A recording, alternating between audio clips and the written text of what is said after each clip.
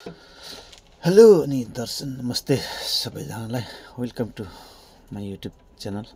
सबैजनालाई स्वागत छ मेरो च्यानलमा। जति पनि साथी हेर्दै हुनुहुन्छ नि सबैजनालाई वेलकम छ है मेरो च्यानलमा। र अनि नयाँ हुनुहुन्छ भने मेरो च्यानललाई सब्सक्राइब गर्नुभएको छैन सब्सक्राइब पनि गरिदिनु होला भन्न चाहन्छु है।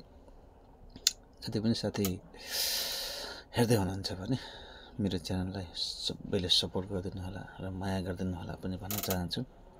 धेरै दिन पछाडि म तपाईहरुको सामु यहाँको वातावरण, यहाँको सिचुएसन यहाँको के कस्तो छ भनेर जानकारी दिनको लागि आएको छु।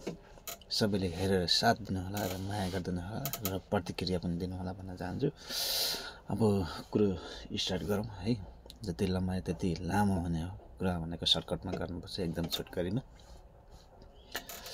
अस्ति डिसेम्बर 26 देखि यहाँ टाइम चेन्ज भएको छ। पहिले 3 घण्टा थियो भने नेपालको 3 घण्टा थियो भने अहिले 4 घण्टा बढेर 4 घण्टा भएको छ है। यो जानकारी तपाईहरुलाई एउटा जानकारी दिए र अहिले चाहिँ हालसाल बिस्तारै चिसो बढ्दैछ। त्यसै कारण ज्याकेट लाउनु पर्छ। यहाँ बस्दा पनि ज्याकेट लाउनु पर्छ, हाई नेक स्यान्डल लाउनु पर्छ। एकदम खतरा छ चिसोले, पुरा घाँटी पनि पगिरहेको छ है। अनि अब बिस्तारो 2-3 महिना सायद अब अहिलेसम्म हिउँ बढ्न सक्छ। बिस्तारै चिसो हुँदै बढ्दै हिउँ पर्दै जान्छ। तपाईहरुलाई यहाँको वातावरण यस्तो छ है, हेर्नु होला है। यहाँको वातावरण रुखको पात पहेँलो हुँदैछ। बाहिर घाम लागे पनि चिसोको कारणले गर्दाखेरि त्यो रुखको पात पहेँलो हुने र झर्ने कार्य सुरु हुँदैछ। अब अलिक चिसो बढ्दै जाँदै बढ्दै गइसकेपछि तपाईहरुलाई एकदम यो रुखको पात चाहिँ एउटा पनि रहँदैन यहाँ चाहिँ। यस्तो छ यहाँको वातावरण। बिस्तारो आज त घाम लागेको छ थोरै। न हिजो अस्ति त घाम त के तपाईको केही पनि थिएन नि, पुरै चिसो मात्र हुन्थ्यो। आज हल्का घाम लागिसकेको छ। यहाँको वेदरको बारेमा कुरा गर्दाखेरि तपाईहरुलाई यहाँको कुनै फिक्स हुन्न के। एकैछिनमा पानी पर्ने, एकैछिनमा घाम लाग्ने, एकैछिनमा चिसो बढ्ने, यस्तो खालको हुन्छ कि यहाँको वेदरको बारेमा कुरा गर्दाखेरि। कुन कस्तो ठाउँ हो यो, मलाई पनि अहिले अझैसम्म म यसको यो ठाउँको बारेमा यसलाई म त्यति राम्रो गर्न सकेको छैन, निहाल्न सकेको छैन यहाँको के कस्तो हो।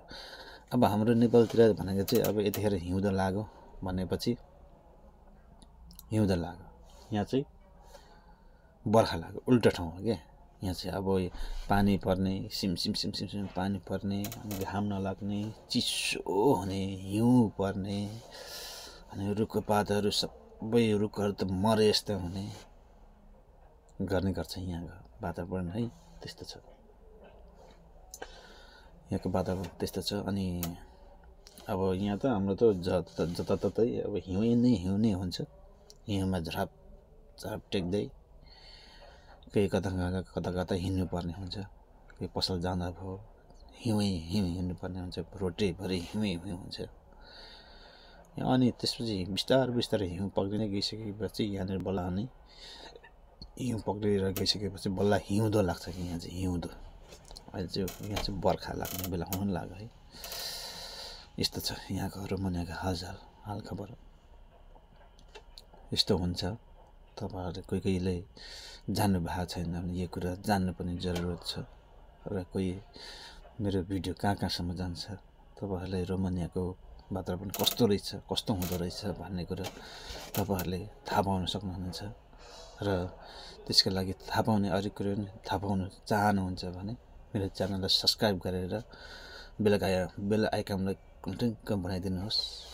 र यस्तै भिडियोहरू पनि आउने गर्छ र मेरो भ्लगहरू पनि आउने गर्छ है। मेरो सर्ट भिडियोहरू पनि आउने गर्छ। सबैमा तपाईहरुको साथ सपोर्ट र मायाको खाँचो छ भन्दै मेरो छोटो मिठो भिडियोहरू आज यति नै प्रस्तुत गर्न सके है। कुनै दिन फेरि पनि नयाँ नौलो कुराहरू आएछ भने म तपाईँहरूको सामु यसरी नै पस्काउने गर्नेछु। हस्त धन्यवाद सबैजनालाई। बाई बाई है।